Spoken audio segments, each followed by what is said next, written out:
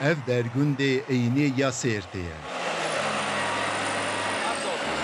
Li gundê Eyniyê nêzî hezar xwendekar bi otobûsan tên û perwerdehî dibînin. Li Vêrê 20 gund û mezra zêdetir talebe li vir hene. Nêzîkî 1000 talebe Vêrê xwendevar dikin. Ev xwendekarên hanê ji nêzî 20 gundan tên û riyên wan gundan jî ne asfaltin. Ji ber vê yekê havînê gelek toz radibe û zivistanê ev rê dibin wek gola ji heriyê. 1000 öğrenci wexta ku divir de diçûne mala xwe, çil heb servisê wan jî hene.